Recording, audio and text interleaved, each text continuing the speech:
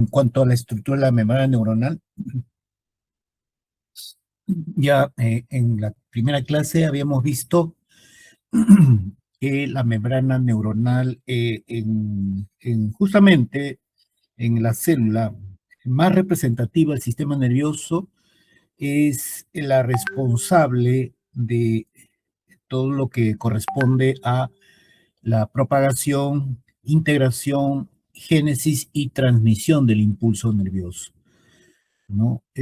Por eso es importante conocer la estructura de la membrana neuronal, ¿no? Y como ustedes ven, no solamente es la doble capa lipídica, que lo posee también todas las células del cuerpo, sino también hay una serie de estructuras que la atraviesan, que vienen a ser estructuras proteicas, ¿no? Puede ser la bomba de sodio, potasio, ATPasa, puede ser también proteínas, ¿no? Que pueden ser como canales proteicos, ¿no? Y estos canales proteicos son muy importantes porque a través de estos canales pueden pasar iones, tanto de afuera hacia adentro de la neurona como de adentro hacia afuera, permitiendo justamente este fenómeno que habíamos hablado de la propagación, integración, génesis y transmisión del impulso nervioso.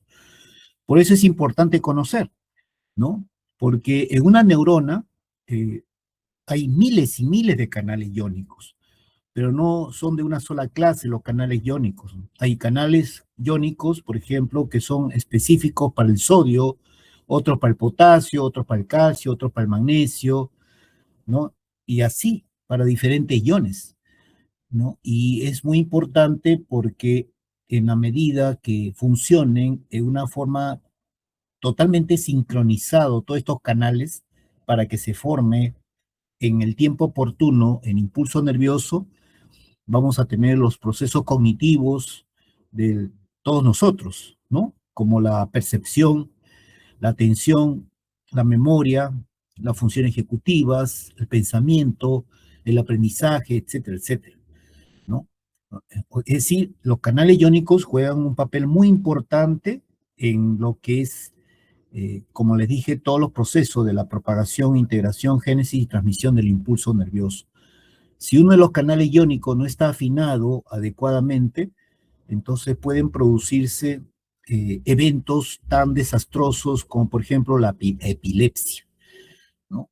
Por eso es importante conocer a nivel molecular estos canales iónicos, ¿no?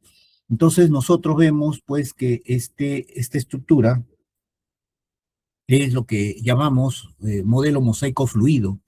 Como ustedes ven, hay movimiento en las membranas de todas las células, no solamente la neurona, y que este movimiento de mosaico fluido que ustedes están viendo, ¿no? Se puede poner rígido. Y se pone rígido, por ejemplo, cuando uno tiene exceso de colesterol en la sangre, ¿no? Aparte hay otros factores, lógicamente. Entonces, estos canales iónicos que están en la membrana permite la entrada y salida de iones, propiamente dicho. Y esa entrada y salida de iones va justamente a permitir todos los fenómenos relacionados al impulso nervioso, ¿no? Porque hay que recordar que las neuronas se comunican a través de impulsos nerviosos y neurotransmisores. Aquí ven, por ejemplo, en la membrana una proteína también integral, porque atraviesa toda la membrana, que se llama pues la bomba de sodio potasio TPasa, que es una bomba que hace entrar potasio y hace salir, ¿no? Sodio, ¿no? En contra de su gradiente. ¿Y por qué? Porque justamente consume energía, ¿no? El ATP, ¿no? Porque ustedes saben de que el sodio predomina en el extracelular y el potasio en el intracelular, ¿no? Entonces el potasio saca sodio, ¿no? O sea, sale sodio en donde existe un entorno abundante de sodio en el extracelular y hace entrar potasio también en un ambiente intracelular también cargado de potasio, ¿no? En contra de su gradiente, con energía. Entonces, cuando uno ve el canal proteico, ese canal proteico es una estructura cuaternaria, ¿no? Tiene tanto alto, ancho, profundidad, etcétera. Pero esta estructura cuaternaria del canal iónico es una estructura proteica, está formada por subunidades que estamos viendo acá, ¿no? Y esta subunidad está formado también por la conformación que adquiere la cadena de aminoácidos, ¿no? Tanto una conformación alfa o conformación beta, que sería la estructura secundaria. Y la estructura primaria sería la cadena de aminoácidos que tiene. Y son miles y miles de aminoácidos que conforman estas estructuras proteicas. El cambio de un aminoácido por otro, que podría ser por una alteración genética, puede provocar ese desafinamiento de este canal, este tipo de canal iónico respecto a los otros canales iónicos de la neurona, ¿no? Que podría provocar la epilepsia, ¿no? Entonces, cuando vemos una membrana, no podemos pensar que un catión que está en el medio interno, o sea, en el medio extracelular, puede ingresar. ¿Por qué? Porque ese catión está pues rodeado de una nube de moléculas de agua. Y es por eso que existen canales iónicos, ¿no? Para ese tipo de catión, ¿no? Considerando el radio de la nube de moléculas de agua, ¿no? Por eso es que existen canales iónicos específicos para este tipo de cationes. Por eso hay canales para el sodio, voltaje pendientes, canales para el potasio, voltaje pendientes, canales para el calcio. Son muy específicos esos canales iónicos que están en la membrana, ¿no? Entonces, cuando estos canales iónicos se abren y cierran a determinados estímulos, dejan pasar iones. Y ese pasaje de iones generan corrientes iónicas. Y esas corrientes iónicas se puede graficar, ¿no? A través de lo que conocemos el impulso nervioso. Entonces, esos porosos canales son proteínas, ¿no? Y como proteínas sabemos que está formado por cadenas de aminoácidos, y esa cadena de aminoácidos están siendo codificados, ¿no? A través del código genético, ¿no? ¿Por qué es importante? Porque está vinculado a todo lo relacionado al impulso nervioso, ¿no? Ahora lo vamos a ver, ¿no? Todo está relacionado al impulso nervioso, esos porosos canales iónicos, ¿no? ¿Y por qué? Porque van a conducir iones, justamente porque son canales iónicos, son muy selectivos, por eso hay canales específicos para el sodio, cloro, magnesio, potasio, etcétera. Y se pueden abrir y cerrar en respuesta a ciertos estímulos, ¿no? Es muy dinámico, ¿no? Por ejemplo, si ustedes observan acá, en la parte de los canales que están a la derecha, son canales que están abiertos. El de la izquierda están cerrados. Por ejemplo, miren este canal iónico. Este canal iónico está cerrado, pero tiene un lugar, ¿no? Un receptor, ¿no? O sea, este es un canal dependiente de receptor, ¿no? En el cual el ligando, que puede ser un neurotransmisor, puede ser una hormona, puede ser un fármaco, si ingresa específicamente al sitio de recepción, hay un cambio conformacional del canal iónico y se abre el canal iónico. Si sale el ligando o primer mensajero del receptor, nuevamente se cierra. Ese es el estímulo para que pueda abrirse o cerrarse el canal iónico que va a permitir la entrada o salida de iones. Otro tipo de canal, cuando por la parte citoplasmática del canal se fosforila, se abre el canal. Pierde el fósforo, se cierra el canal. Otro tipo, aquí por ejemplo, estamos viendo la membrana y tiene una polaridad. Si el interior de la membrana celular es negativo y el exterior es positivo, significa que la membrana está en reposo. Pero si cambia la polaridad, aquí, en este caso, o sea, se despolariza, se abre el canal. Recupera su polaridad, cierra el canal. Ahí hay otros canales, mucho menos, pero también hay que considerarlos, que tienen un citoesqueleto adherido a su porción citoplasmática, que cuando se contrae la actina del citoesqueleto, se contrae, se abre el canal, se relaja, se cierra el canal. Son diferentes tipos de canales, ¿no? ¿No? Canales por control de compuertas. Ahora, hay genes, ¿no? Estos genes van a codificar canal iónico regulado por voltaje, por ligando, ¿no? O genes que codifican canales de las uniones intercelulares. Por ejemplo, genes, ¿no? De canal iónico regulado por voltaje, vendría a ser estos, ¿no? Por el cambio de polaridad. y genes que van a regular a los canales que se regulan por ligando, que es este primer modelo, ¿no?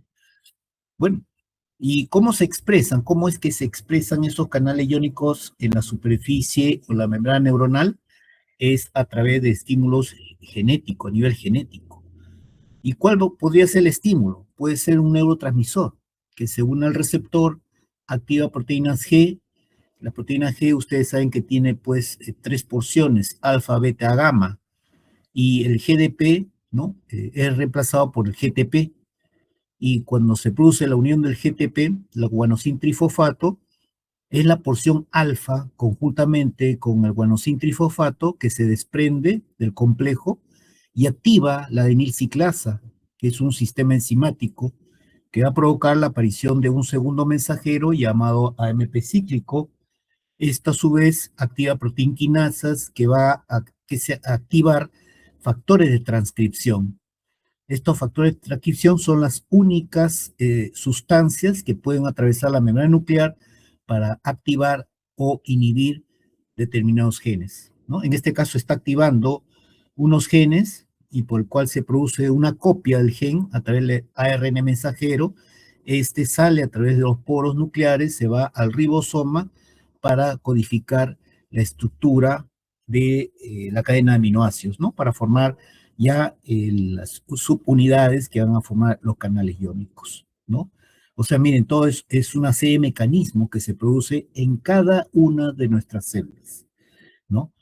Entonces, entre los tipos de neuronas, yo les había mencionado que existen como más de 140 formas, pero para no complicar la situación se ha clasificado nada más que en tres, ¿no? Uno, neurona C unipolar. ¿Por qué motivo se llama pseudo unipolar? Unipolar porque en un solo polo de la membrana tenemos dendrita y axón, ¿no?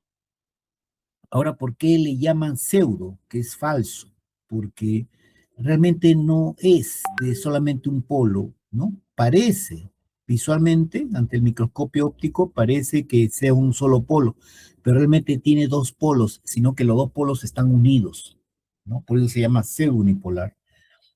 Y la bipolar, que por ambos polos de la membrana tenemos la dendrita y el axón.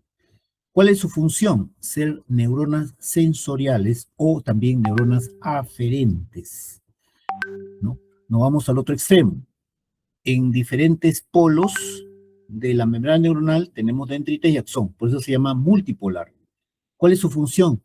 Ser neuronas eferentes o neuronas motoras, ¿no? Y en el intermedio tenemos interneuronas, ¿no? Que pueden ser las que hacen la conexión entre neuronas sensoriales y motoras, o también puede ser interneuronas inhibidoras y excitadoras, ¿no? O excitatorias. Y ahí son multipolares, ¿no? Bueno, aquí solamente mostrándole una docena de formas neuronales, de las 140 formas que puede tener nuestro sistema nervioso, ¿no? Y las células de la glía está formado por una serie de células que cumplen funciones muy importantes, extremadamente importantes para el mantenimiento de la estructura del sistema nervioso. Por ejemplo, el oligodendrocito, que va a formar la vaina mielina en los axones, ¿no? Y son muy importantes porque la vaina y mielina son como aislantes, ¿no? Son de estructura netamente lipídica, y forman aislantes, ¿no? Es un aislante, porque recuerden que es en la membrana donde pasa el impulso nervioso. El impulso nervioso es un fenómeno eléctrico, y como fenómeno eléctrico, ¿no? Puede hacer, entre comillas, cortocircuito con otros axones que no están mielinizados. Es como un cable eléctrico. Un cable eléctrico, por eso tiene su cubierta de plástico, que en este caso sería la mielina. Lógicamente, si nosotros cogemos un cable eléctrico que está conectado, ¿no?, al enchufe, nos va a pasar electricidad. Pero tiene que haber un aislante. Ese aislante en el sistema nervioso viene a ser la vaina mielina. Luego tenemos los astrocitos, que han sido los más estudiados en los últimos 20, 30 años, y se ha comprobado que forma, que no solamente es de soporte en el sistema nervioso, sino también forma la barrera hematoencefálica. ¿Por qué? Porque por una parte hace sinapsis con la neurona, ¿no? Hace contacto con la neurona y por el otro extremo, el astrocito puede ser contacto con la célula endotelial, ¿no? De los vasos sanguíneos. Y por lo tanto, entre las membranas de la célula endotelial y la membrana del astrocito se forma la barrera hematoencefálica, que es una barrera exclusiva del sistema nervioso, ¿no?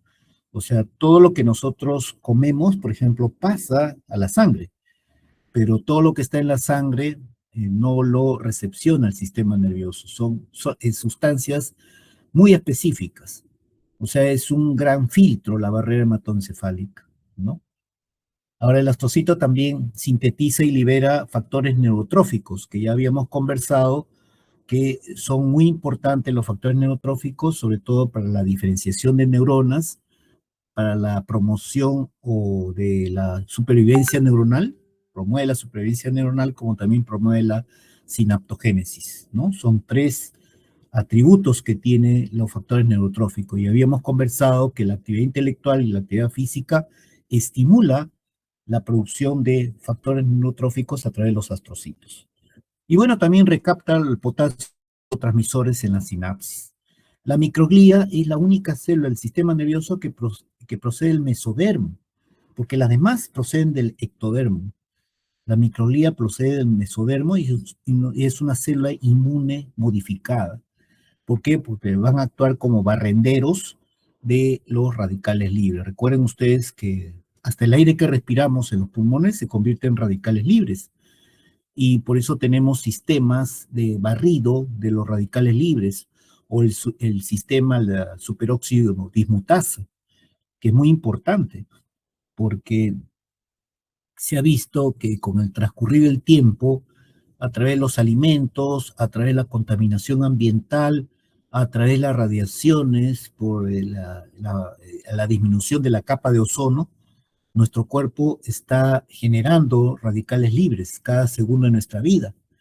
Y si nosotros no tuviéramos ese sistema de barrido de radicales libres o procesos de neutralización radicales libres, nosotros, nuestra promedio de vida disminuiría drásticamente, ¿no? Porque los radicales libres lo que hacen es desnaturalizar los lípidos, desnaturaliza las proteínas, desnaturaliza una serie de componentes de nuestro cuerpo, ¿no? Por eso son muy importantes digamos, los sistemas de barrido de estos radicales libres. Y las células ependimarias que recubren los ventrículos, ¿no? Los ventrículos del cerebro, como también el conducto, ¿no? De lo que corresponde a los espacios por donde circula el líquido cefalorraquídeo, ¿no? Importante porque no solamente forma otros compartimientos en el sistema nervioso, sino también porque son fuente de células troncales neurales.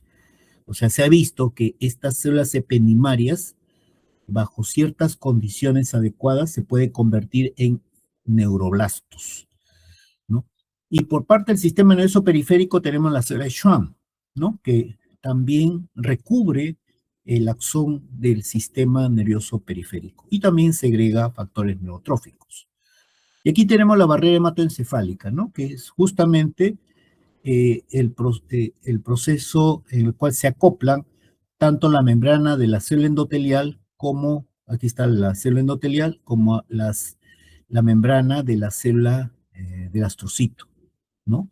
Y esto es lo que va a conformar la barrera hematoencefálica, que es un filtro muy especial, ¿no? Por el cual el sistema nervioso absorbe nutrientes, ¿no? La neurogénesis. La neurogénesis es un proceso que se da en nuestro cerebro. Antes, hasta hace más de 100 años, se pensaba que no había ya neurogénesis en el cerebro del adulto, pero eso se ha llegado a comprobar que no es cierto, ¿no? Nosotros generamos neuronas hasta el final de nuestros días. El tema es que en la medida que avanza la edad, es que disminuye la intensidad de la neurogénesis. Pero eso, con los últimos avances, las últimas investigaciones, ¿no? Sobre todo en personas de edad avanzada que practican actividad física y están en constante actividad intelectual, la neurogénesis sigue similar al de un joven, ¿no? Entonces, la neurogénesis se da en dos zonas en especial. En la circunvolución dentada, que es una circunvolución que está al costado del hipocampo, y en las paredes de los ventrículos laterales. Ahí se comienzan a formar las neuronas jóvenes, los neuroblastos, ¿no? Ahora, eh, ¿por qué motivo se da en circunvolución dentada, ¿no? Que es una estructura que está al costado del hipocampo? Recordemos que el hipocampo, su función es codificar la memoria a corto plazo, ¿no? En este momento, las personas que me están escuchando con atención, está activo su hipocampo. Por lo tanto, están codificando memoria a corto plazo, ¿no? Que lógicamente, si mañana a más tardar comienzan a dar una revisión de lo que hemos estado hablando hoy día, se va a convertir en memoria a largo plazo, ¿no? Pero no solamente tiene esa función el hipocampo, sino también tiene la función de la memoria espacial, como también del aprendizaje, ¿no? Entonces, es una zona que para los procesos intelectuales es muy importante. Y por lo tanto, como hay gran actividad en el hipocampo, es lógico que hay neuronas que se deterioran. Y esas neuronas que se deterioran son reemplazados por neuroblastos, o sea, neuronas jóvenes que se van generando en la circunvolución dentada y las reemplazan. Por eso es que ahí hay proceso de neurogénesis en la circunvolución dentada, cerca al hipocampo para reemplazar las neuronas que se van muriendo en el hipocampo. Y también en los ventrículos laterales, pero en los ventrículos laterales se van formando neuroblastos que van a migrar al bulbo olfatorio y de ahí descienden a la mucosa olfatoria. La mucosa olfatoria, si uno analiza microscópicamente, son neuronas sensoriales. Es el único lugar en donde hay neuronas, porque todas las neuronas están dentro de estructuras óseas, como el cráneo, como la médula espinal o como la columna vertebral, ¿no? Pero las únicas que se exponen prácticamente al ambiente vienen a ser las neuronas, ¿no? De la mucosa olfatoria. Pero esas neuronas son muy sensibles. Se mueren, por ejemplo, cuando respiran el ambiente contaminado de Lima, o cuando ustedes están en un ambiente donde hay un olor, ¿no? De diferentes tipos de olores fuertes, se van muriendo. Entonces, eh, esas neuronas que se mueren de la mucosa olfatoria son reemplazadas por esas neuronas que migran de las paredes laterales de los ventrículos laterales, ¿no? De las paredes de los ventrículos laterales. Migran y son reemplazadas. Si no hubiese esta corriente migratoria, estaríamos prácticamente anósmicos, o sea, no tendríamos la capacidad de diferenciar a través del olfato los diferentes olores. Y recuerden que el olfato trabaja conjuntamente con el sentido del gusto. Y es por eso que nosotros cuando comemos algún alimento lo reconocemos, no solamente y netamente por el gusto, sino también por el olfato, ¿no? Entonces, es por eso que existe esa corriente migratoria. ¿Y en dónde se encontró? ¿No? En el cerebro de la rata, ¿no? Ahí se encontró. Justamente los investigadores, ¿no? Estaban viendo por qué motivo esas neuronas sensoriales de la mucosa olfatoria se reproducían, ¿no? ¿Por qué estaban siempre presentes esas neuronas? Y cuando hicieron biopsias de la mucosa olfatoria de estas ratas, no encontraron ningún elemento que les diga que ahí se estaban reproduciendo esas neuronas olfatorias, o sea, neuronas sensoriales. Entonces comenzaron a marcar células o neuronas de diferentes partes del sistema nervioso y vieron que había movimientos desde las paredes de los ventrículos laterales hacia, ¿no? A la zona del bulbo olfatorio y de ahí a la mucosa olfatoria, ¿no? Y por eso es que detectaron que había una corriente migratoria de las paredes laterales, los ventrículos laterales, ¿no? Las paredes de los ventrículos laterales hacia la mucosa olfatoria de neuronas, ¿no? Para reemplazar las que se habían muerto. Es por eso que la neurogénesis, o sea, el nacimiento de nuevas neuronas, se dan en dos áreas del cerebro. en la zona subventricular del ventrículo lateral, ¿no? O sea, los ventrículos, que son cavidades del sistema nervioso, y en la zona subgranular de la circunvolución dentada, ¿no? Que es la circunvolución que les mencioné que está cerca al hipocampo. Esto se ha comprobado también en el ser humano, ¿no? Porque la gran mayoría de estudios hasta hace 30 años eran en ratas y todo lo que se estudiaba en las ratas relacionado al sistema nervioso lo proyectaban al ser humano, porque nosotros compartimos con las ratas el 99% de los genes, ¿no? Entonces, todo esto, pues, son producto de la curiosidad y de la investigación, ¿no? Que se pueden hacer, ¿no? Y han determinado esto, ¿no? Que sí, nuestro cerebro siempre está generando neuronas, ¿no? Y nosotros lo podemos estimular fisiológicamente, o sea, en forma normal, a través de la actividad física y la actividad intelectual. Pero también patológicamente, por ejemplo, cuando uno tiene una contusión craneal, o sea, un traumatismo encefalocraniano, muchas veces cuando es de leve a moderado, no le damos la importancia, ¿no? Pasa el tiempo y ya la persona se recupera, ¿no? Y de repente a la semana o a los 2 semanas o al mes comienza a convulsionar. ¿Y por qué? Porque ese mismo golpe ha sido un estímulo para activar la neurogénesis, pero lamentablemente esas neuronas se conectan mal, ¿no? Y esa mala conexión puede ocasionar justamente las epilepsias también, ¿no? Bueno, aquí tenemos el axón y la vaina mielina, ¿no?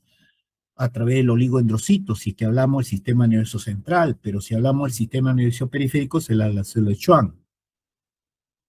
Y la membrana mielina no recubre totalmente el axón de una neurona, solamente lo cubre por partes. Es decir, hay zonas en donde no está recubierta mielina, y eso se llama el nodo de Rambier. Y ese nodo de Rambier, que no está recubierta en mielina, en donde hay axón, esa membrana axonal tiene una alta concentración de canales iónicos, que posteriormente vamos a ver cuál es su finalidad, ¿no? ¿Quién ataca a la vaina mielina? Nuestro propio sistema inmunológico, ¿no? Cuando ataca a la vaina mielina en el sistema nervioso central se llama esclerosis múltiple. Y cuando ataca nuestro sistema inmunológico a la vaina mielina, el sistema nervioso periférico, se llama el síndrome Guillain-Barré. La esclerosis múltiple es fatal, ¿no? ¿Por qué? Porque si ataca, por ejemplo, la vaina mielina de los centros vulvares, donde están los centros, el centro respiratorio, puede provocarnos paro respiratorio y ahí quedar, ¿no? Vamos a ver.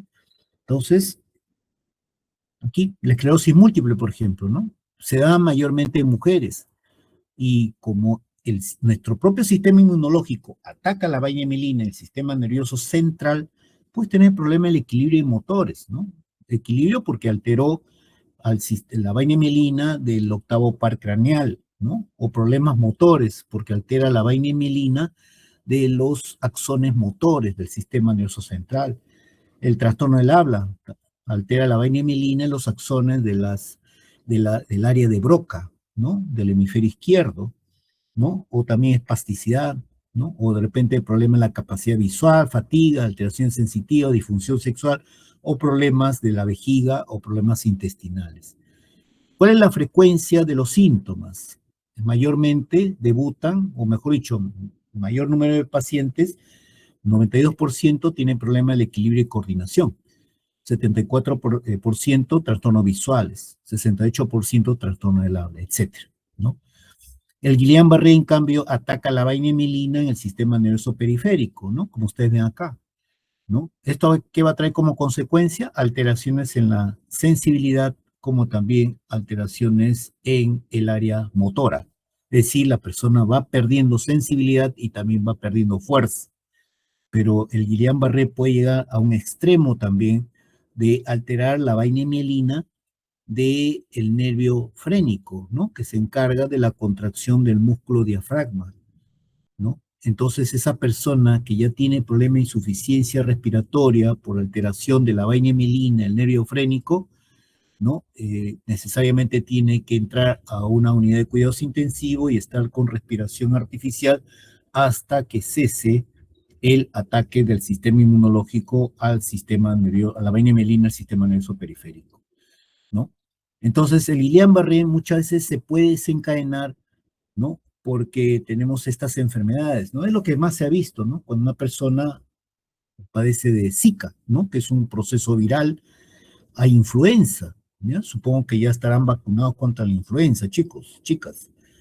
O tener problemas de enfermedades gastrointestinales, por ejemplo, enterovirus, o neumonía por micoplasma, herpes, etcétera, ¿no? Todo esto son microorganismos que puede activar nuestro sistema inmunológico, como normalmente lo puede hacer, pero muchas veces nuestro sistema inmunológico se activa de tal manera que no solamente ataca al microorganismo, sino también a, en este caso, a la vaina mielina, ¿no?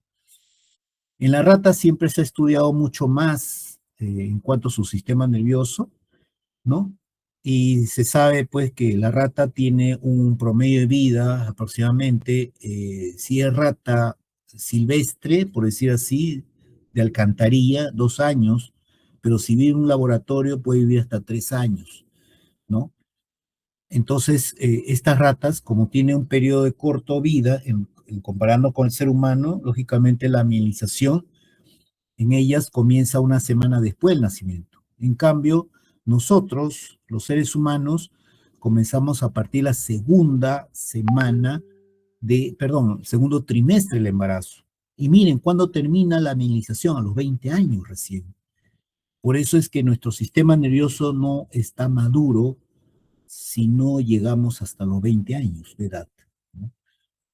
Ahora, la mielina tiene una gran cantidad de lípidos y estos lípidos, esta composición lipídica es la única, solamente existe en la mielina. Ustedes no van a encontrar en ninguna parte del cuerpo que tenga esta misma composición. Y aquí vemos un axón cortado transversalmente con la numerosa vaina de mielina que tiene, ¿no? Eh, Otro aspecto importante hay que reflexionar sobre nuestra conducta, ¿no?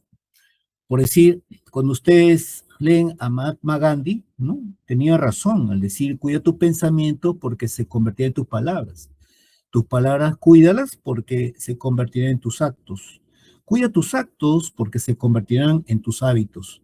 Cuida tus hábitos porque se convertirán en tu destino, ¿no? Y si ustedes hacen un resumen de los pensamientos, ¿no? Puedes dirigir tu destino, ¿no? Eso es muy importante, ¿no? Entonces, el problema es que cuando uno piensa en esto, eso es lo que estás expresando a través de tus palabras, ¿no? Eso es una crítica para la juventud que se expresa a través de lisuras, ¿no? Yo ayer estaba viniendo a través de transporte público, ¿no? Y justo tomé el carro, pues, por un sitio, por Surco, ¿no? Y justo estaban saliendo universitarios de una universidad particular. Y justo se sientan dos, hombre y mujer, estudiantes, a mi costado. Y créanme que de cada 10 palabras que emitían, 7 u 8 eran lisuras. Así estamos, pues. Esa es la falta de cultura, falta de educación. Pensamos que es moda, pero esa moda te trastorna el cerebro, ¿no? El nivel tisular, hemos hablado del nivel celular con la neurona, el nivel tisular. Bueno, tendríamos que hablar de este segundo nivel, ¿no? Y tendríamos que hablar que esta neurona, conjuntamente con las células de la glía que están rodeadas, ¿no? Se están comunicando permanentemente a través de la información metabólica.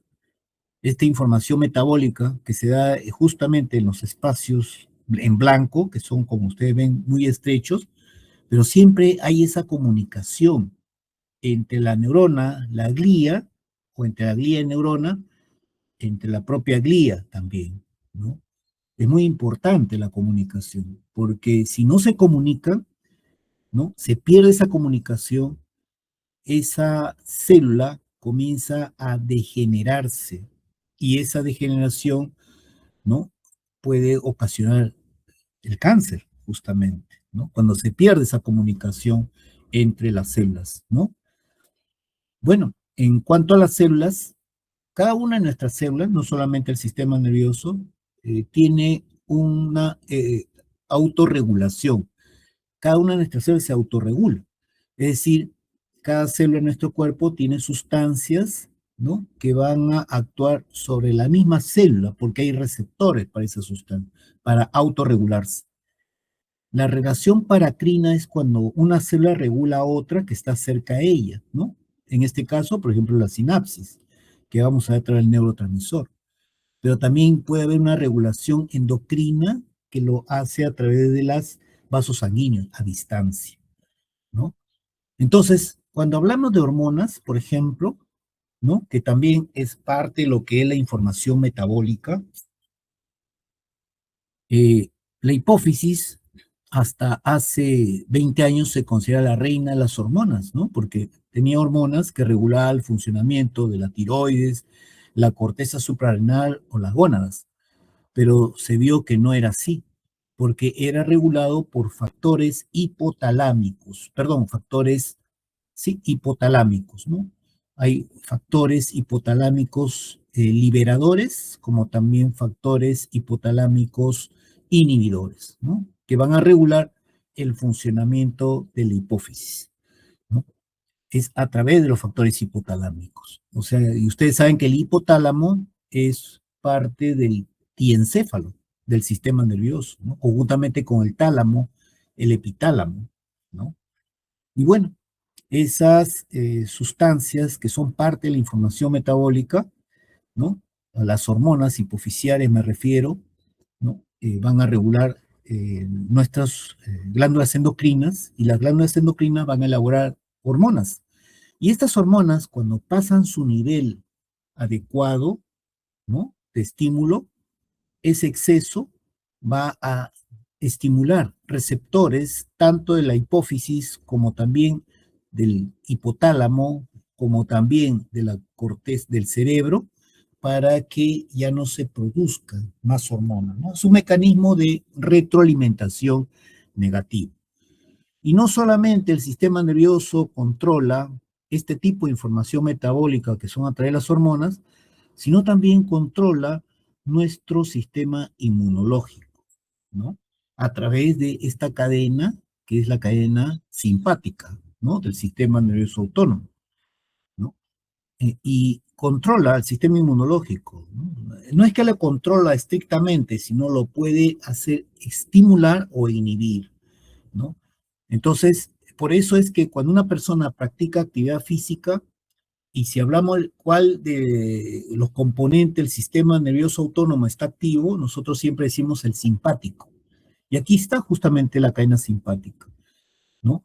Y o sea, esa actividad física, a través de la inervación simpática, estimula el sistema inmunológico. Es decir, en líneas generales, persona que practica actividad física tiene un buen sistema inmunológico. Y está comprobado porque en la COVID-19 se comparó personas que no tenían actividad física versus personas que hacían actividad física y que estaban internados o tenían la enfermedad de la COVID-19. Y se vio que las personas que hacían actividad física tenían 8 veces menos probabilidad de ingresar a una unidad de cuidados intensivos, ¿no? Con eso se está corroborando en la práctica de que la actividad física estimula el sistema inmunológico a través del sistema nervioso simpático, ¿no? Seguimos con la membrana, ¿no? Y la membrana es dinámica, ¿no? Pueden pasar sustancias a través de ella, a través de difusión simple, por ejemplo, los gases, por ejemplo, el oxígeno, el CO2, pero pasa en una determinada área que viene a ser la membrana alveolo-capilar, ¿no?, que está en los pulmones, ¿no? Por otro lado, la membrana puede tener estructuras proteicas por el cual pasan sustancias. Por ejemplo, la glucosa. La glucosa no puede ingresar a la célula sino es a través de los transportadores de glucosa, los GLUT1 hasta el GLUT13, ¿no? O sea, solamente pueden pasar así. Como también la membrana puede tener, como tiene transporte activo a través del ATP, ¿no?, de las hay un transporte de sodio, potasio, ATPasa. Esto va a generar gradientes de iones, de energía, y ese gradiente de energía a través de la membrana puede activar sistemas de cotransporte, ¿no? Las sinapsis hay eléctricas y químicas. Las más conocidas es la química, poco conocidas las eléctricas. Esta es una sinapsis química. ¿Por qué? Porque contiene el botón sináptico o el botón axonal vesículas cargadas con neurotransmisor, que es una sustancia química, ¿no? Efectivamente, ¿no? Por eso es una sinapsis química. Aparte, podemos aprovechar este gráfico para decirle, por ejemplo, que esta membrana que está justamente cerca a la vesícula se llama membrana presináptica. Aquí hay un espacio, se llama espacio sináptico, y lo que está en gris sería la membrana de la siguiente neurona, que es la membrana postsináptica, ¿no? Entonces, cuando hablamos de la neurona y lo que estamos representando aquí con ese color amarillo que está pues recorriendo toda la membrana neuronal, ¿no? Bueno, necesariamente el impulso nervioso que está representado aquí, ¿no? Cuando viene por el terminal, tiene que abrir un tipo de canal iónico para el calcio. Y esa apertura de ese canal iónico va a permitir la salida del neurotransmisor. Y ese neurotransmisor en el espacio sináptico va a actuar con receptores en la membrana postsináptica para formar el impulso nervioso nuevamente, ¿no? Y ya sabemos que tenemos 100.000 millones de neuronas en nuestro cerebro. Y esas neuronas se comunican justamente a través del impulso nervioso y neurotransmisores. Es sus dos formas de comunicación, ¿ya? O sea, si se les pregunta el examen cómo se comunican las neuronas, no es la respuesta a la sinapsis, sino la respuesta es a través de impulsos nerviosos y a través de neurotransmisores, ¿ya? Y ahí tenemos la membrana presináptica, el espacio sináptico y la membrana postsináptica, ¿no? Son todo lo correspondiente a la sinapsis. Y aquí, cuando ya el neurotransmisor se liberó y accionó los receptores de la membrana postsináptica, se forma en la membrana postsináptica este fenómeno eléctrico llamado potencial postsináptico excitatorio, pero también puede ser hacia abajo, puede ser potencial postsináptico inhibitorio, ¿no? Sigamos. Entonces, nuestro sistema nervioso está formado pues por una serie de estructuras, ¿no? Que ya hemos visto que son llamadas redes neurales. Y esas redes neurales van desde las más simples hasta las más complejas. Las más complejas redes neuronales se llaman redes heteromodales, ¿no? ¿Y por qué son hetero? Que significa diferente, modales, porque son que tienen diferentes funciones, porque están conectados tanto, por ejemplo, si yo escucho el cantar de unos pajaritos, no es que solamente estoy escuchando el estímulo auditivo, sino que lo estoy identificando. ¿Y cómo lo identifico? ¿No? A través del sistema de memoria que está de repente en el área temporal, e inclusive hasta me imagino un pajarito, y eso es a través de la actividad del lóbulo occipital, ¿no? Conjuntamente con el hipocampo, del lóbulo temporal, ¿no? Inclusive la melodía, etcétera. O sea que no es simplemente que yo activo una zona del cerebro, sino activo diferentes zonas del cerebro, y eso se lo debemos a las redes neurales heteromodales, ¿no? Y es por eso que es un proceso continuo y permanente, ¿no? Esas redes neurales que están permanentemente activas, ¿no? Y que permanentemente la estamos utilizando en cada segundo de nuestra vida, ¿no?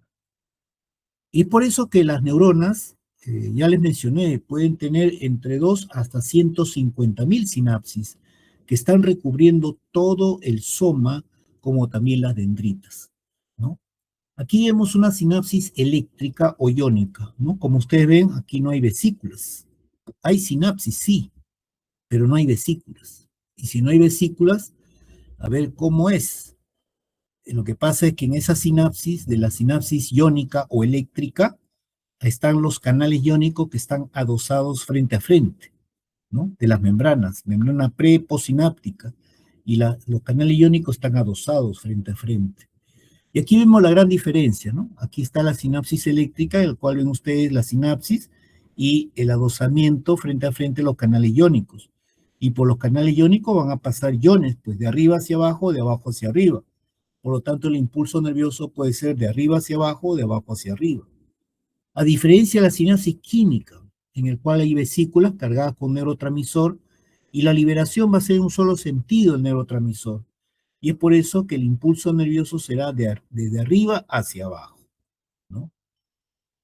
Aquí vemos una sinapsis química, ¿no? O sinapsis también llamada metabólica, ¿no? En el cual vemos las vesículas, ¿no? Ahí está la membrana pre, el espacio sináptico, la membrana postsináptica, ¿no? Con mayor detalle, ¿no? Pero aquí hay un aspecto importante a resaltar en esta microfotografía electrónica, ¿no? Que aquí hay vesículas que ya sabemos que contienen neurotransmisores, ¿no?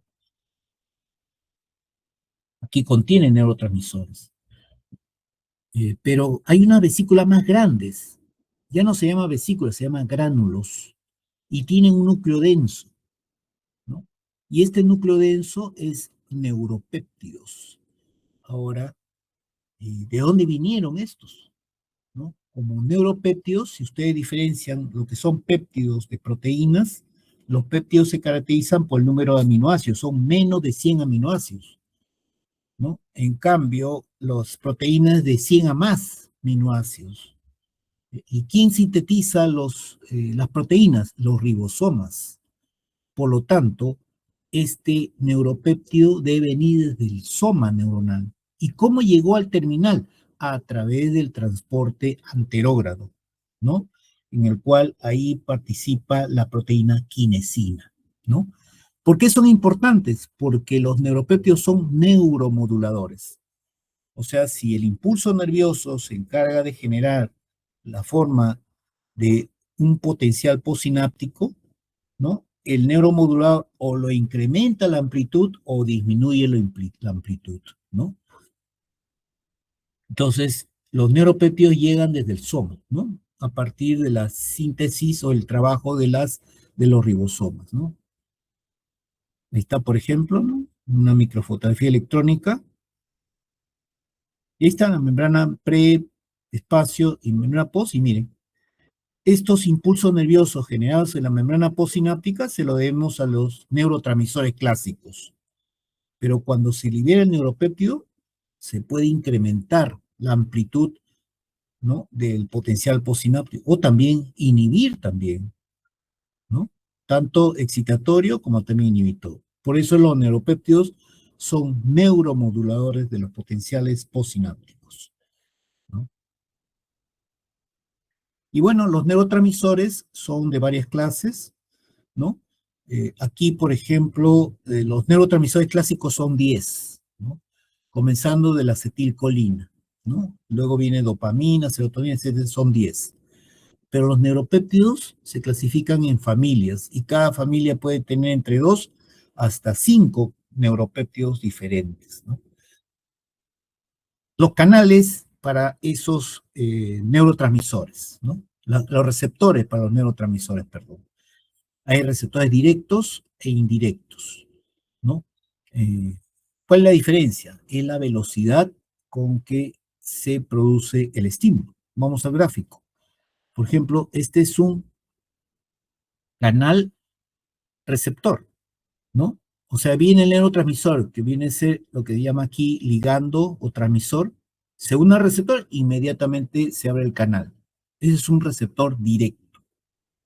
Pero cuando el neurotransmisor activa el receptor y se activa proteínas G, sistemas enzimáticos, segundos mensajeros, proteína quinasas y al final fosforila la parte interna del canal iónico y se abre todo el tiempo que se demoró. Por eso se llama los receptores indirectos, ¿no?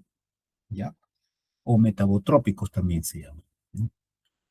Y bueno, en todos los procesos metabólicos de la neurotransmisión tenemos que ver que ¿dónde se sintetiza el neurotransmisor? En el botón o en la terminación nerviosa o el botón presináptico. En cambio, el neuropéptido en el citoplasma del soma de la neurona.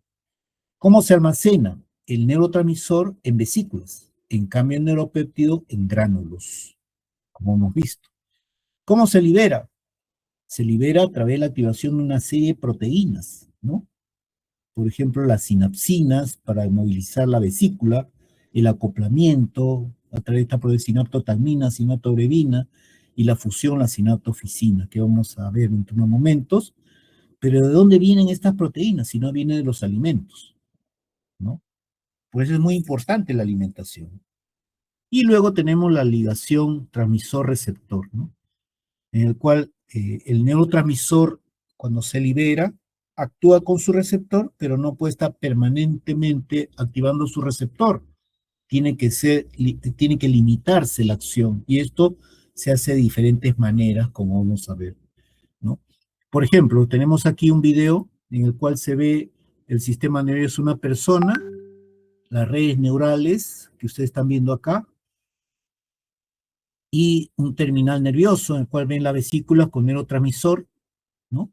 Entonces, cuando se produce, miren, la liberación de la vesícula, la liberación del neurotransmisor, hay una serie de proteínas que se activan. Esta es la vesícula cargada con neurotransmisor y tiene que interactuar esas proteínas de la vesícula con la membrana presináptica y abrirse la membrana de la vesícula con la membrana presináptica para liberar al neurotransmisor. Eso es lo que quiero que ustedes vean, porque uno dice fácil, el neurotransmisor, la neurona libera el neurotransmisor, pero la liberación está dependiendo de proteínas. ¿Y las proteínas de dónde vienen? Justamente viene de la alimentación, ¿no? Y ahora vamos a ver por qué motivo les digo y les recalco esto, ¿no? Entonces, hay una serie de procesos metabólicos, ¿no? Que se van a producir cuando el neurotransmisor activa su receptor. Y también hay efectos en la membrana, efectos funcionales, que pueden ser los potenciales postsináptico excitatorios o inhibitorios, ¿no? Ya. Ahora, ¿por qué les digo respecto a la alimentación? Porque cuando una población detecta anemia, en nuestro país significa desnutrición. Y si hay desnutrición, significa malas proteínas para la liberación justamente del neurotransmisor. Y esa es justamente la causa por el cual tenemos pues los bajos niveles de comprensión lectora, ¿no? Esto no es nuevo, esto lo saben los políticos, lo sabe la gente que ha manejado los programas nutricionales, lo sabe perfectamente, sino que no les da la gana, no les interesa a nuestros compatriotas, ¿no? ¿Y por qué no les interesa a lo largo de todos estos años? Porque hasta el año 2023, ¿cuánto es el promedio de anemia infantil en el Perú? 43.1%.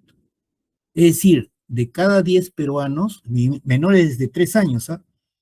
Aquí, dentro de 15 años, o sea, cuando estos niños y niñas tengan 18 años, ¿no?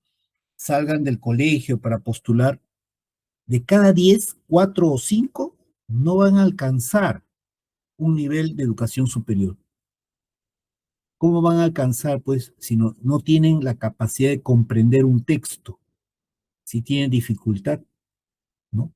Y justamente por eso la anemia es un indicador de desnutrición de un país, del subdesarrollo de un país. Y esto ha empeorado en los últimos tiempos, ¿no? Ahora, a estos chicos, ¿quiénes los aceptarán?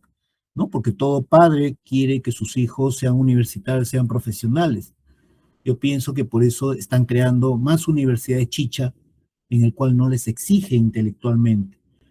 Pero el tema no es eso, sino que van a salir profesionales que no tienen, digamos, la calidad ni la capacidad, ¿no? De poder resolver asuntos propios que debe resolver un profesional. Y eso no es todo. En Puno es más del 70%. O sea, de cada 10 personas de aquí a 15 años, de cada 10, aproximadamente 7 no van a tener las oportunidades, ¿no? De, como nosotros, ¿no? Que estamos en una universidad que nos exige, ¿no? Ahora, claro, las universidades que se van a formar, lógicamente no le van a tener la capacidad de la exigencia, no van a tener ese interés de formar realmente profesional, simplemente de entrar, dejar su dinero, enriquecerse más estas universidades y dar títulos profesionales a personas que no tienen las capacidades intelectuales, ¿no? Ahí vemos, ¿no? Miren, Puno, el año 2022, 67.2% anemia en niños menores de 3 años. 2023, 70.4%. 2024 incrementó. Y justamente Dina Boluarte quería maquillar estas cifras, ¿no? Porque país que incrementa su nivel de anemia, o sea, desnutrición, es incrementar el nivel de subdesarrollo, ¿no? Así es. Y a Dina Boluarte le interesó esta gente, más le interesó su cara, su nariz, ¿no? Querer ocultar sus verdaderos rasgos faciales, es decir, ocultar sus complejos. Debemos decirlo con toda sinceridad, ¿no? Igual han sucedido con los diferentes políticos que han tomado las riendas, ¿no? Del gobierno, ¿no? De nuestro país. No les han interesado un comino a estos niños, ¿no? Yo pienso que se debería castigar, ¿no? Con todo el peso de la ley y aplicándole el triple de sanción a estos individuos que si no, yo comparo con un delincuente puede matar hasta una persona, malogra toda una familia, pero las decisiones de estos políticos malogran miles o millones de personas. Las destruye para toda su vida, ¿no? Ese es el legado de estos individuos. Disculpen la expresión, malnacidos, ¿no? Malnacidos. Así, lo tengo que decir con toda sinceridad. Bueno, y miren, justamente estamos en un gráfico en el cual si yo les, con el puntero ven, ¿no? Por aquí viene el impulso nervioso, ¿no? Que es producto de la transmisión del impulso nervioso, y cuando llega a nivel de la membrana presináptica, se tiene que abrir un canal para el calcio. ¿Para qué? Para que el calcio ingrese dentro del botón, y este calcio se va a unir a una proteína de la membrana de la vesícula que se llama sinaptotagmina. Y ese calcio con esa proteína sinaptotagmina activa otra proteína, se llama sinaptoficina. La sinaptoficina va a dar lugar a este poro de fusión. Es un poro que se forma por la fusión de la membrana de la vesícula con la membrana presináptica y permite la liberación del neurotransmisor, ¿no? Aquí solamente le estoy hablando de 2 proteínas nada más para la liberación del neurotransmisor. Y esas proteínas son esenciales para que se libere el neurotransmisor en el momento oportuno. Y esa proteína viene de los alimentos. Si no te alimentas, no solamente es anemia, tienes anemia y tienes desnutrición. Entonces vas a tener mala calidad de proteínas. Entonces esos neurotransmisores no se van a liberar en un momento oportuno y por lo tanto vas a tener muchos problemas a nivel cognitivo. Uno de ellos es la incapacidad de entender lo que lees, ¿no? Entre otras cosas también, ¿no? Y bueno, el neurotransmisor cuando se libera, actúa con su receptor, primer camino. ¿Para qué? Para activar la neurona postsináptica. Pero ese neurotransmisor no puede estar permanentemente activando su receptor. Entonces tiene que haber una enzima para que destruya a ese neurotransmisor y limitar su actividad. Segundo camino. Tercer camino, el neurotransmisor acciona su autorreceptor. ¿Para qué? Para que se libere más o menos neurotransmisor. Es el tercer camino. Cuarto camino, El neurotransmisor en exceso es recaptado por la proteína recaptadora, ¿no? El exceso se recapta. Cuarto camino. El exceso de neurotransmisor es recaptado por la célula glial, en este caso el astrocito, que rodea a la sinapsis. Quinto camino. Sexto camino, el exceso de neurotransmisor sale del espacio sináptico. Pequeñas cantidades. Ahora, si esta sinapsis fuese de una mujer embarazada, ¿no? Sus estados emocionales, ¿no? Que se dan a través en su cerebro, a través de la comunicación de neurotransmisores e impulsos nerviosos, esas pequeñas cantidades de neurotransmisor vinculados a su estado emocional están llegando al cerebro del feto. Y es por eso que una madre que tiene el apoyo de su pareja, la comprensión de su pareja, su pareja le da estabilidad emocional, le aporta todo lo que necesita, comprensión, cariño, seguridad, alimentación y todo eso, esa mujer está estable emocionalmente. En consecuencia, el feto también está estable emocionalmente, ¿no? ¿Por qué? Porque esas pequeñas cantidades de neurotransmisor del cerebro de la madre salen a la circulación sanguínea y llegan al cerebro del feto. Ahora se imaginan si esa madre, estando embarazada, tiene conflicto con su pareja, va a sufrir de decepción, ansiedad, estrés, hasta depresión. Y los neurotransmisores, ¿no?, que están vinculados con esos estados emocionales alterados también llegan al cerebro del feto. Y por eso se explica por qué también el feto sufre de trastornos emocionales, ¿no? Entonces, una ampliación, ahí vemos los elementos: canal para el calcio, voltaje pendiente, el receptor de la neurona postsináptica, el canal iónico para la formación de impulso nervioso, el autorreceptor, la proteína recaptadora, ¿no? Entonces viene el impulso nervioso, por aquí se abre el canal para el calcio, ingresa calcio, fundamental el calcio que ingrese para que se libere el neurotransmisor. Ya saben ustedes qué proteína se activa. Y el neurotransmisor liberado, primer camino, se une a su receptor. Segundo camino, la enzima lo destruye. Tercer camino, el neurotransmisor activa su autorreceptor para aumentar o disminuir la liberación del neurotransmisor. Cuarto camino, el exceso de neurotransmisor es recaptado por la proteína recaptadora. Quinto camino, el exceso de neurotransmisor es recaptado por el astrocito. Y el sexto camino, pequeñas cantidades de neurotransmisor salen del espacio sináptico, ¿ya? Entonces ahí está la explicación por qué motivo hay digamos, ese dicho en las comunidades que dicen: si la mujer está estresada, su hijo nacerá estresado, ¿no? Y bueno, los estudios llegan pues a nivel de la microscopía electrónica y vean ustedes que aquí las vesículas están pues ordenaditas, ancladas en la membrana presináptica a través también de proteínas, ¿no? Por parte de la vesícula se llamará la sinaptobrevina y por la parte de la membrana presináptica se llamará sintaxina, ¿no? Entonces, cuando se libera el neurotransmisor, va a ocurrir una serie de cambios a nivel de la neurona postsináptica.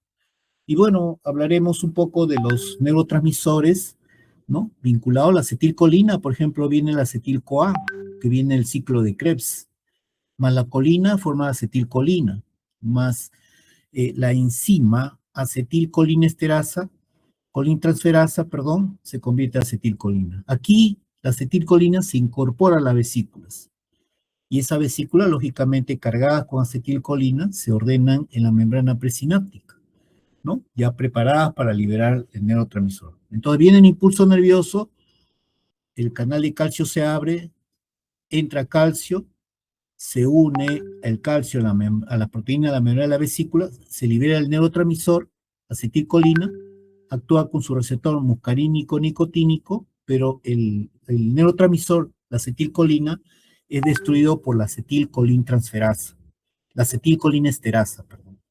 Lo convierte en colina acetato. La colina se reabsorbe, el acetato se difunde. Pero también el acetilcolina puede accionar su autorreceptor para que se libere más o menos neurotransmisor. La acetilcolina puede ser recaptado por su proteína recaptadora, ¿no?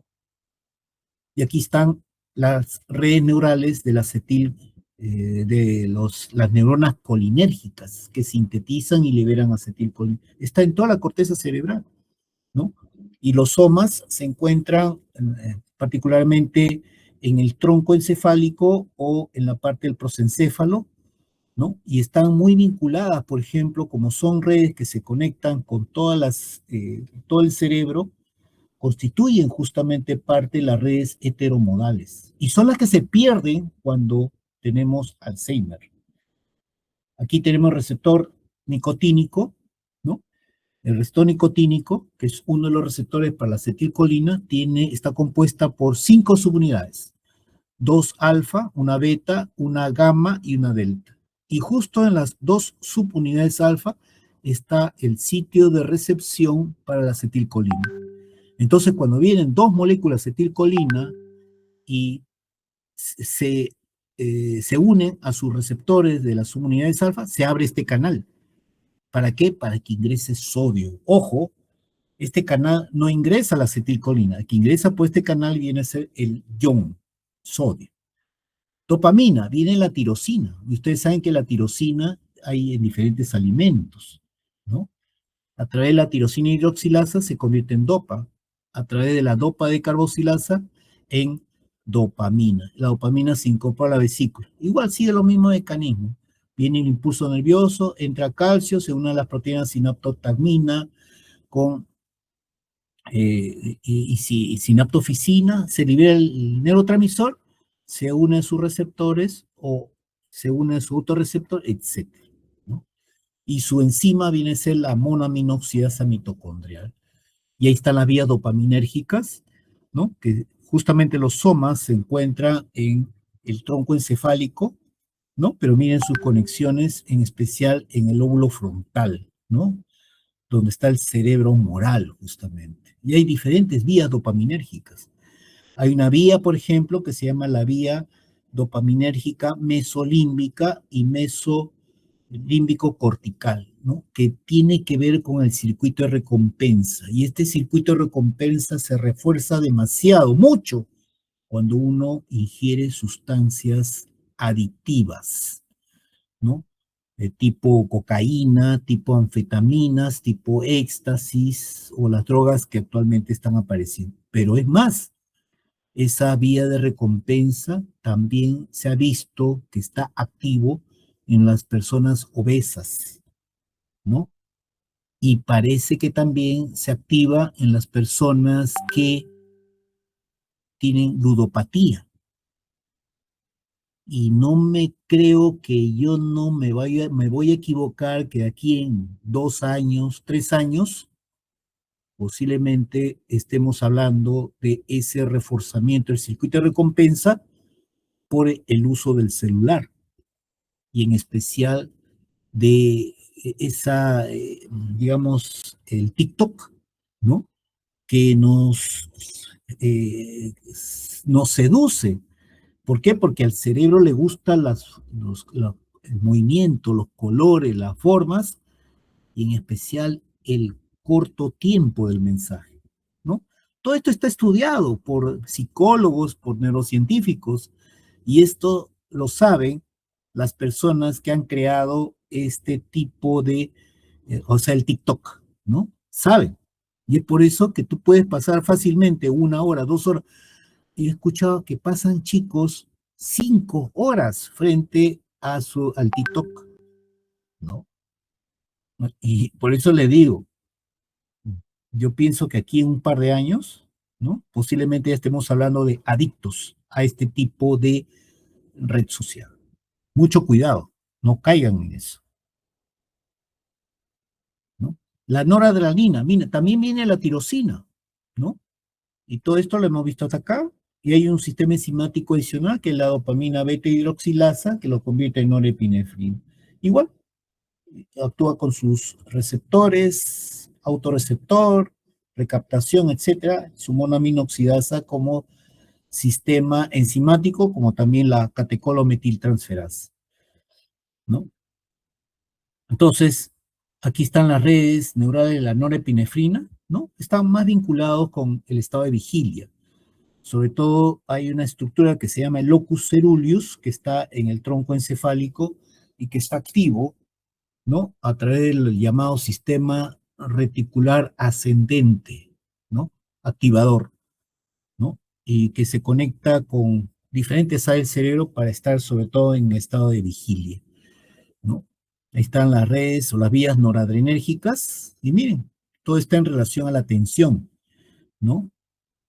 La serotonina, viene el triptófano, que también encontramos en ciertos alimentos. A través de la triptófano de hidroxilasa se convierte en 5-hidroxitriptofano, a través de la 5-hidroxitriptófano de carboxilasa en 5-hidroxitriptamina o serotonina. Y bueno, igual sigue el mismo mecanismo, actúa con sus receptores, su autorreceptor, se recapta, etc. Y el mayor representante de la vía serotoninérgica está en el tronco encefálico, a través del el núcleo del RAFE, así se llama. Y su proyección también toda la corteza cerebral, sus axones. Y está muy vinculado con el sueño. Cuando uno duerme, se activa las vías serotoninérgicas. Y no solamente eso, en estado de vigilia se dice que es un sistema que te controla la agresividad, ¿no? El GABA es un neurotransmisor inhibidor por excelencia, viene del glutamato. El glutamato a través del ácido glutámico de carboxilasa se convierte en GABA, ¿no? Y este GABA igual se incorpora a la vesícula, se almacena, cuando viene el estímulo, entra calcio, se activa proteína, se libera el GABA, actúa con sus receptores GABA A, GABA B. El GABA A es un receptor directo porque está directamente acoplado a un canal para el cloro, y el GABA B es un receptor indirecto porque está acoplado a un canal para el potasio, ¿no? Y bueno, ahí está el receptor GABA, ¿no? Aquí está el receptor, todo este es el canal, y lo que está en amarillo es el GABA. Cuando el GABA entra a su receptor, se abre el canal para que ingrese cloro. Por esto este es un receptor GABA A. Pero acá también tiene, en el receptor GABA A, tiene un sitio receptor alostérico para las benzodiazepinas, ¿no? Es decir, si tú utilizas bromazepam, diazepam, ¿no? Clonazepam, diferentes tipos de benzodiazepinas van a actuar en su receptor alostérico para que se abra en mayor o menor medida este canal para el cloro, ¿no? Inhibiendo. Glutamato. El glutamato sí es un sistema mucho más complejo, en el cual cuando se libera el glutamato, que es un neurotransmisor excitador por excelencia, ¿no? Vamos a ver que primero actúa con un receptor AMPA para el glutamato. Se abre el canal, ingresa sodio, que ustedes saben es un catión, y esto hace que se despolarice la membrana, cambie de polaridad, y esto hace que se active otro receptor para el glutamato, se llama NMDA, y este receptor eh, abre su canal, ¿no? Pero no solamente hace que ingrese sodio para seguir despolarizando, sino calcio también. Pero para que ingrese calcio tiene que salir disparado del canal el magnesio, ¿no? Este es uno de los canales NMDA que se activan mucho por estrés. Y es por eso que nosotros perdemos, cuando estamos estresados, perdemos mucho magnesio a través de la orina, mucho magnesio a través de las heces, ¿no? Entonces tenemos que recuperar ese magnesio. ¿Por qué? Porque el magnesio un, actúa como un regulador para que no ingrese demasiado calcio a la neurona. Porque cuando ingresa demasiado calcio a la neurona, este exceso de calcio dentro de la neurona puede provocar la muerte neuronal. ¿Ya? Sigamos. Aquí nuevamente tenemos el glutamato, se une al receptor NMDA, ingresa calcio, el calcio se convierte al final en óxido nítrico, que es un gas. Este óxido nítrico pasa a través de la membrana de la neurona postsináptica y regresa a la neurona presináptica para que se siga liberando glutamato. Entonces, es un proceso de retroalimentación positiva, ¿no? Es lo que este modelo sustenta a los llamados potenciales a largo plazo, o sea, potenciales que duran más en el tiempo, ¿no? Y esto se da mucho en la memoria a largo plazo. Bueno, estos son, por ejemplo, formas en que interactúan los receptores cuando son activados. Por ejemplo, este es un receptor para la norepinefrina, ¿no? Y este es un receptor para la acetilcolina. Y este es un mismo sistema enzimático de la adenilciclasa, ¿no? Entonces, este receptor para la norepinefrina, este receptor beta adrenérgico, se acopla a una proteína G excitadora. Entonces, cuando la norepinefrina activa su receptor, activa la proteína G excitadora, activando la adenilciclasa para formar AMP cíclico como segundo mensajero. Pero por el otro lado, si la acetilcolina actúa con su receptor muscarínico M2-M4, que está acoplado a un sistema proteínas G inhibidora, inhibe la actividad de la adenilciclasa, por lo tanto no se produce AMP cíclico, ¿no? Son formas un poquito más complejas de la interacción de receptores. A nivel de la dopamina, similar, hay 5 familias de receptores dopaminérgicos. La familia del receptor dopaminérgico 1 y 5 está acoplado a proteínas G excitadoras, que cuando cualquiera de los dos receptores se activa por la dopamina, activa su proteína G excitadora y activa el sistema de adenilciclasa para formar AMP cíclico. Y esto genera toda una cascada de estimulación o inhibición también.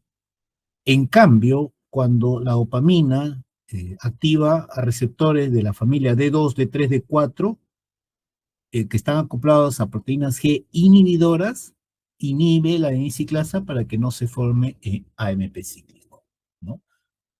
Otro aspecto importante es la melatonina.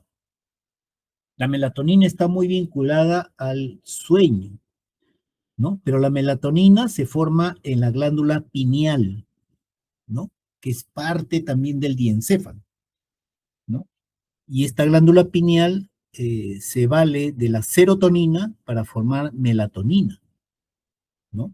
Pero para formar melatonina, en principio, ustedes tienen que dormir sus 7 a 8 horas en el mismo horario, ¿no? Si ustedes están acostumbrados a dormir a las 11 de la noche y se despiertan a las 6 de la mañana, ya se durmieron sus 7 horas. Pero todos los días tienen que ser a la misma hora, ¿no? Si no lo hacen de esa manera, pierden y se mueren neuronas. La segunda condición, su dormitorio debe estar totalmente oscuro. No debe haber ningún estímulo luminoso ni auditivo de ningún tipo para que pueda generarse dopamina entre 2 y 3 de la mañana. Tercero, 2 horas antes no puedes haber practicado ejercicio. 2 horas antes no debes haber ingerido alimentos. 2 horas antes no debes haber ingerido energizantes tampoco, café. Y yo no les recomiendo por eso que coman chifa en la noche. Coman chifa en el almuerzo, pero en la noche no. ¿Ya? Muy importante para generar melatonina, porque la melatonina barre la proteína beta amiloide que se acumula cuando nosotros estamos despiertos, ¿no? Entonces, si no genera melatonina, se va acumulando beta amiloide. El conocimiento de la sinapsis, ¿no? Ha dado lugar, pues, a la formación de una serie de fármacos, por ejemplo, los triptanes que regulan la migraña, ¿no? Y estos actúan en forma agonista, o sea, imitando la acción de la serotonina en estos receptores F1 serotoninérgicos 1B, 1D, o en los autorreceptores 1B, 1D.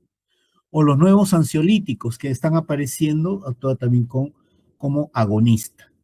Antagonistas son los antipsicóticos atípicos, como la risperidona para los casos de esquizofrenia. Actúa en forma antagonista. Cuando ustedes vean las flechitas, ¿no? Así, discontinuas, significa que actúa en una forma contraria a la serotonina. Y actualmente se está viendo de que la sinapsis no solamente funciona como dos neuronas que se acoplan, ¿no? Sino que también interviene el astrocito y el vaso sanguíneo. Entonces ya existe lo que se llama una unidad funcional mucho más complejo, ¿no? Y que explica una serie de modelos que ya en su oportunidad hablaremos, ¿no? Estos, bueno, son familia del glutamato. ¿Y por qué le decía que el calcio hay que controlarlo? Porque cuando uno hiperexcita los receptores NMDA, aumenta el ingreso de calcio. El calcio es muy peligroso porque puede generar la muerte neuronal. Por ejemplo, en los casos de isquemia, ¿no? O sea, no circula sangre a nivel del cerebro, por ejemplo.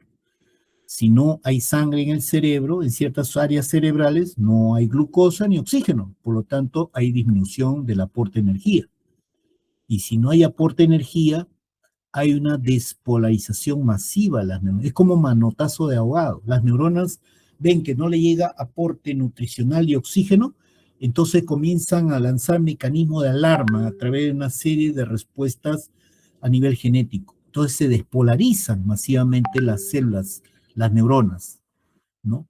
Como un manotazo de ahogado.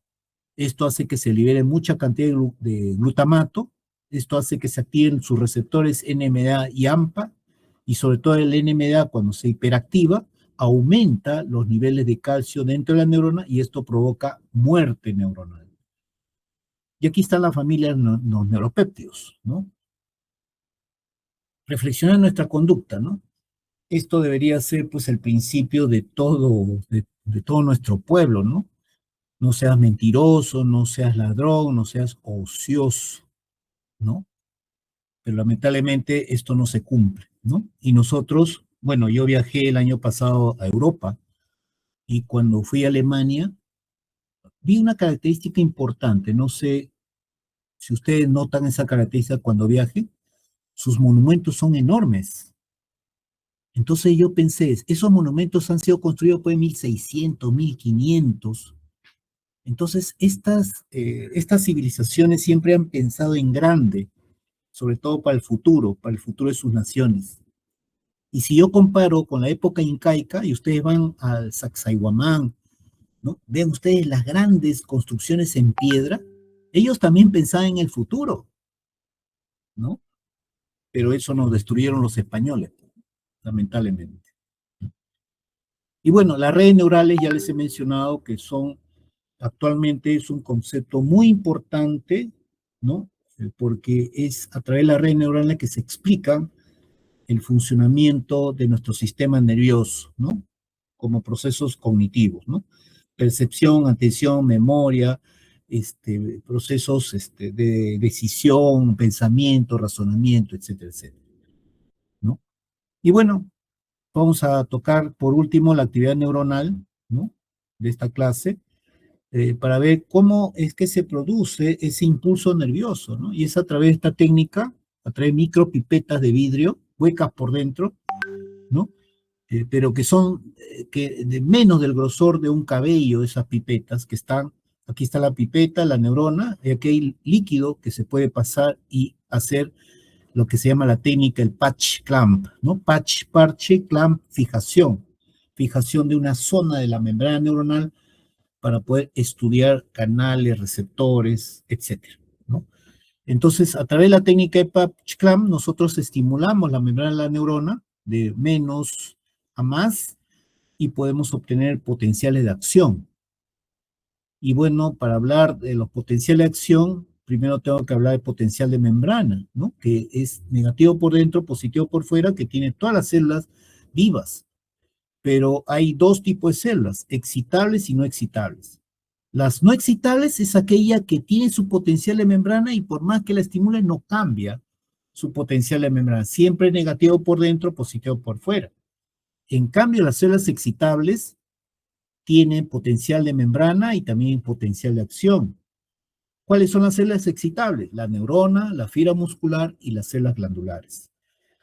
Entonces, la polaridad de un potencial de membrana puede variar entre menos 10 a menos 100 milivoltios. Por ejemplo, la neurona tiene de entre 70, ahora está comprobándose que hay neuronas que tienen hasta menos 110 milivoltios. Y cuando hablamos de potencial de membrana en reposo, realmente no es que está en reposo, sino que está permanentemente abiertos canales de fuga para el sodio, para el potasio y la bomba de sodio-potasio TPase. Por lo tanto, cuando una célula está en reposo, el sodio está ingresando dentro de la célula por su canal de fuga para el sodio. ¿Y quién lo saca? La bomba de sodio-potasio TPase. Cuando la membrana está en reposo, hay un canal de fuga para el potasio, por el cual el potasio sale de la célula. ¿Quién lo restituye? La bomba de sodio-potasio TPase. Por eso es que la bomba de sodio-potasio TPase cumple una función muy importante cuando nuestra célula está en reposo, ¿no? Y para hablar de potencial de acción, que es un cambio de polaridad, se da solamente en células excitables, ¿no? Pero también se puede provocar esas células excitables, el potencial de acción, pero hay también células que se autogenera su potencial de acción, por ejemplo, el nodo sinusal del corazón, en el cual está generando un impulso nervioso para que se activen las células musculares cardíacas. Y por eso tenemos una frecuencia cardíaca entre 60 a 80 latidos por minuto. Y este es el potencial de acción, ¿no? De lo que estaba en el interior de la membrana negativo se vuelve positivo, ¿no? Pero para hablar de la fase potencial de acción, primero tengo que hablar del potencial de membrana en reposo, ¿no? Que está en menos, en este caso menos 70. Ya saben que cuando hablamos de potencial de membrana en reposo, están en juego los fenómenos biomoleculares. Y así tenemos, está en reposo, el interior negativo, el exterior positivo. Ya sabemos que predomina el sodio en el extracelular y el potasio en el intracelular. Pero también hay sodio en el intracelular en pequeña cantidad y el potasio en el extracelular en pequeña cantidad. Los canales de fuga para el sodio, pero también hay otros canales para el sodio voltaje dependiente que están cerrados. Canal de fuga para el potasio y también hay canales para el potasio voltaje dependiente que están cerrados. Entonces, ¿cómo es este mecanismo? Ya sabemos, si hay un canal de fuga para el sodio ingresa. Si hay un canal de fuga abierto para el potasio sale. Pero ¿quién restituye el equilibrio? La bomba de sodio-potasio TPase. Y aquí no pasó nada. Y por eso siempre sigue negativo por dentro, positivo por fuera. Cuando hablamos de despolarización, significa de lo negativo que estaba se vuelve a positivo. ¿Y debido a qué? A la apertura para los canales para el sodio voltaje pendiente. Estos canales, ante un pequeño estímulo, miren cómo está la polaridad en reposo, ¿eh? Pero miren, se estimuló, se provocó, se abrieron los canales para el sodio voltaje pendiente, por lo tanto ingresa sodio en grandes cantidades. Al ingresar sodio en grandes cantidades, como tiene cargas positivas, lógicamente va a cambiar la polaridad. Se produce la despolarización o la activación de la célula. Luego viene la repolarización, de lo que estaba positivo, ahora se vuelve nuevamente negativo. Y eso se debe a la apertura de los canales para el potasio voltaje pendiente. Aquí está despolarizado por si acaso, y lo que está en azul son los canales para el potasio voltaje dependiente. Ahora se abren esos canales y comienza a salir potasio. Y como son cationes, hay pérdida de cationes, ¿qué va a suceder? Va a cambiar la polaridad de la célula, ¿no? ¿Saben? Recupera su polaridad. Entonces recupera la polaridad, pero se va más allá, más abajo, se hiperpolariza. Y eso se debe al cierre lento de los canales para el potasio voltaje dependientes, ¿no? Y ese es el impulso nervioso. Ingreso, salida de iones a través de canales iónicos. Eso es lo que me impresiona de la naturaleza, ¿no? Otro aspecto importante también a considerar, ¿no? Aquí tenemos un potencial de membrana en reposo en el cual entra sodio, sale potasio y la bomba actuando. Aquí se estimuló, pero miren, no alcanzó esa punta de la despolarización. ¿Qué pasó acá? Aquí hay otro ejemplo de otra célula, pero miren, alcanzó este punto y se produjo la punta, la depolarización. Este punto se llama potencial umbral. El potencial umbral es el potencial mínimo necesario para que se abran todos los canales para el sodio voltaje pendiente. Por eso que todos los canales para el sodio, voltaje pendiente se abre, ingresa masivamente sodio. Viene la repolarización con la salida del potasio, la hiperpolarización por el cierre lento de esos canales por el potasio, y nuevamente potencial en membrana de reposo. La gran diferencia acá es la bomba. Antes del potencial de acción, la bomba trabaja como 1 y después el potencial de acción trabaja por 8. ¿Por qué? Porque tiene que sacar todo el sodio que ingresó con la despolarización y tiene que hacer entrar todo el potasio con la repolarización. Todo esto, ¿cuánto duró? 1 milisegundo. En 1 segundo, 1000 impulsos nerviosos. En 1 segundo, en 1 minuto, 60.000 impulsos nerviosos. Y en 24 horas, imagínense.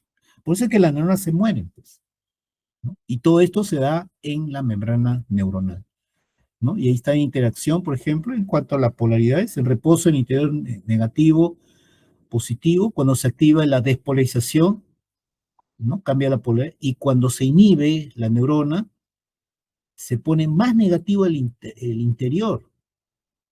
Por eso se llama hiperpolarizada, ¿ya? Y aquí está en relación a la vaina mielina, ¿no?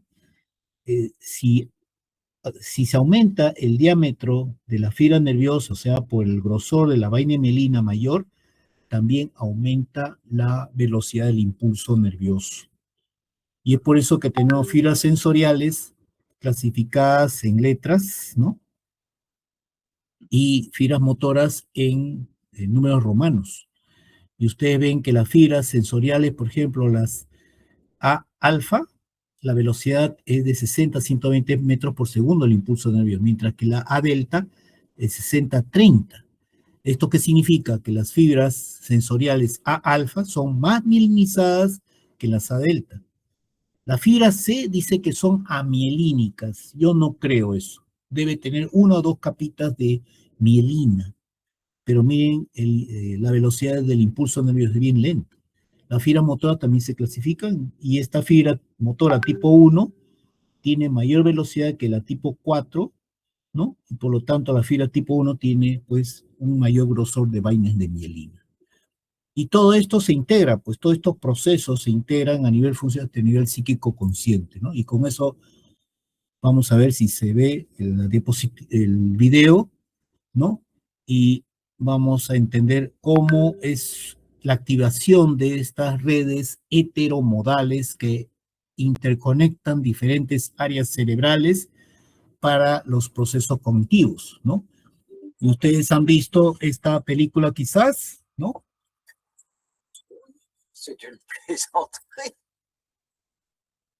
Simplemente con el toque del alimento, con el gusto que se genera a nivel del cerebro de este crítico, ¿no?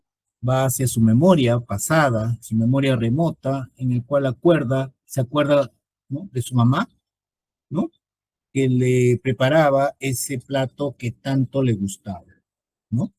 O sea, no es simplemente un acto de, como quien dice, de estímulo a un determinado nivel. Nuestro cerebro integra todos esos, ese estímulo lo integra con diferentes tipos de memoria que nosotros tenemos, ¿no? Y es por eso que se producen, pues, diferentes tipos de procesos cognitivos, ¿ya? Bueno, eso es todo, chicos, lo quería manifestarles, ¿no? No sé si tienen preguntas. Muy bien, siendo las 11:05, coordinaremos con su delegada para la próxima reunión, ¿ya? Muchas gracias, nos vemos, chicos, chicas, cuídense. Muchas gracias, profesor. Buenas A noches. ustedes, muy amable, gracias, chao, buenas noches.